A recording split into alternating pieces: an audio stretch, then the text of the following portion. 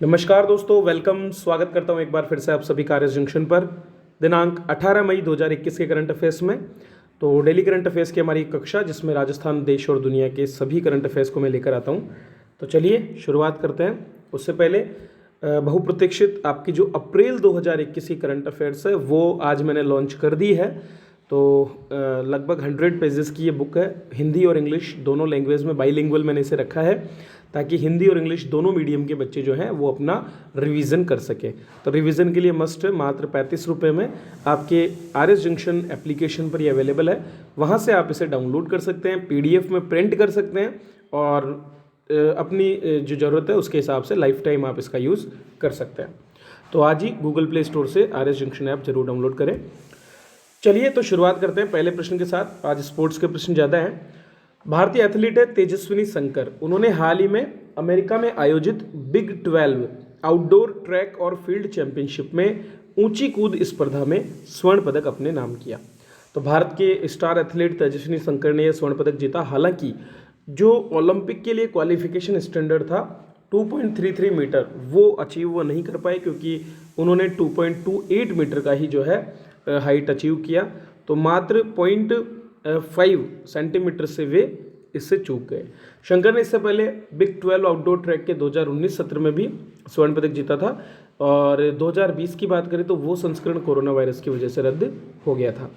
दिल्ली के रहने वाले तेजस्विनी के नाम पुरुष ऊंची कूद में राष्ट्रीय रिकॉर्ड भी है और वह कैंसास स्टेट यूनिवर्सिटी में बिजनेस एडमिनिस्ट्रेशन की पढ़ाई वर्तमान में कर रहे हैं।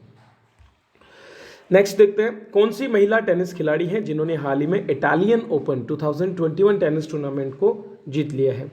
तो इगा स्वाटेक ये एक बेहतरीन खिलाड़ी हैं, फ्रेंच ओपन की मौजूदा विजेता भी हैं और पोलैंड की खिलाड़ी हैं जिन्होंने चेक गणराज्य की कैरोलिना प्लिस्कोवा को हरा करके इटालियन ओपन टेनिस टूर्नामेंट को अपने नाम किया है।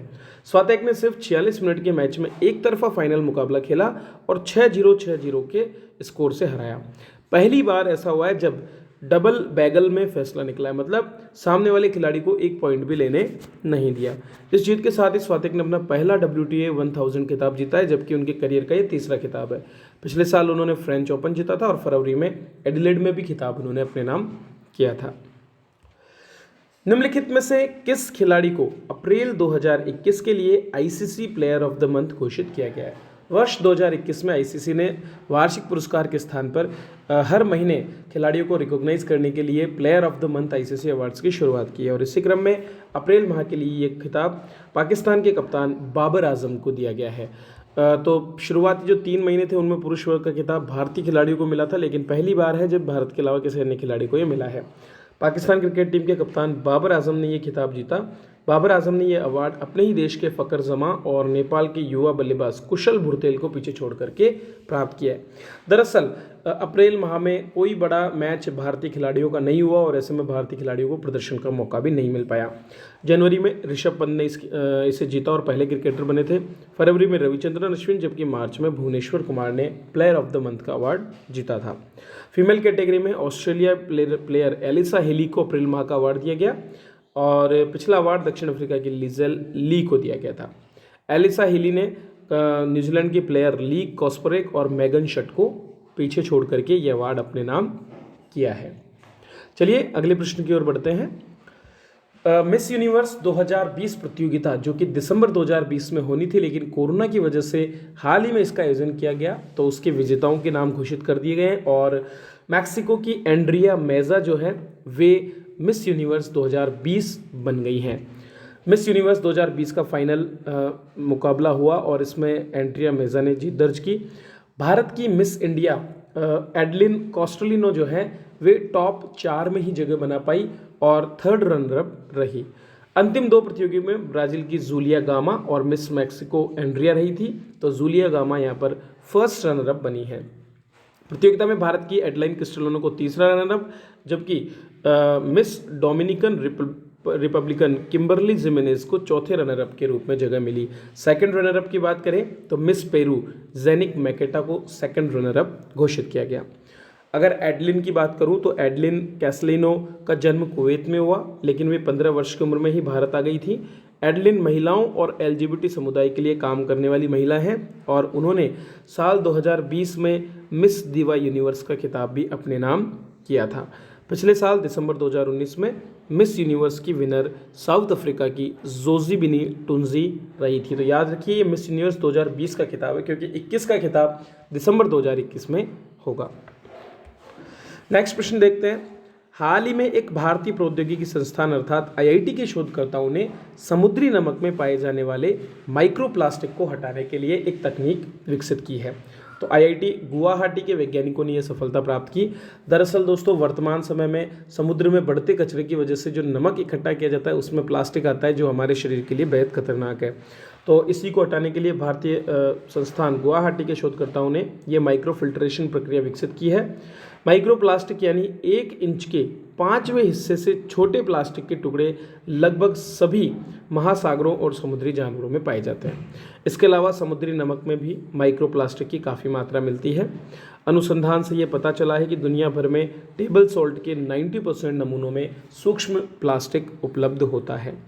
आईआईटी बॉम्बे का एक अध्ययन ये बताता है कि भारतीय समुद्री नमक के 8 ब्रांड में पॉलिएस्टर, पॉलीएथाइलिन टैफ्लेथेट, पॉलियामाइड, पॉलीथाइलिन और पॉलीस्टाइनिन के माइक्रोमीटर आकार के कण मिले हुए हैं। ये माइक्रोप्लास्टिक इंसानी हार्मोन को प्रभावित करके बांझपन और तंत्रिका तंत्र में बीमारियों के अलावा कैंसर को भी उत्पन्न करने में महत्वपूर्ण भूमिका निभाते हैं। आईआईटी गुवाहाटी ने क्या किया? आईआईटी गुवाहाटी ने माइक्रो फिल्ट्रेशन झिल्ली का प्रयोग किया है, जिसमें खोखले फाइबर अर्थात ऐसे तार या ऐसे धागे जो अंदर से खोखले होते हैं, जो नैनो लेवल पर काम करते हैं, उनके माध्यम से सिंथेटिक समुद्री जल से इस सूक्ष्म प्लास्टिक को हटाने में सफलता मिली है। आईआईटी गुवाहाटी के शोध के मुताबिक प्लास्टिक को अलग करने के लिए एक खोखला फाइबर झिल्ली फिल्टर बनाया गया है। इसमें छोटे छोटे ट्यूब फिल्टर्स हैं और जब इन ट्यूब फिल्टर्स से पानी को गुजारा जाता है तो सूक्ष्म प्लास्टिक के कण जो हैं वे, चूँकि उनका आकार बहुत छोटा होता है, तो वे इसमें फंस जाते हैं। आरओ पूर्व उपचार, औद्योगिक जल, अपशिष्ट जल या जूस प्रसंस्करण में खोखला फाइबर पहले भी यूज होता रहा है और पहली बार जो है इसका प्रयोग नमक में से प्लास्टिक को दूर करने के लिए किया गया है। आईआईटी टीम ने पॉलीप्रोपाइलीन और रेशम प्रोटीन से बने सेरिकिन का इस्तेमाल करके इन प्लास्टिक कणों को अलग करने का काम किया है और इससे समुद्री नमक बनाने में इस्तेमाल किए गए पानी से 99.3% सूक्ष्म प्लास्टिक हट जाता है। मतलब नमक बनाने से पहले ही जो है इस प्लास्टिक को अलग कर लिया जाता है। तो ये निश्चित रूप से एक बेहतरीन खोज है जो कि आने वाले समय में हमारे स्वास्थ्य के लिए उपयोगी बेहतर नमक को बनाने में मदद कर पाएगी, क्योंकि वर्तमान में इसकी संख्या बढ़ती जा रही है।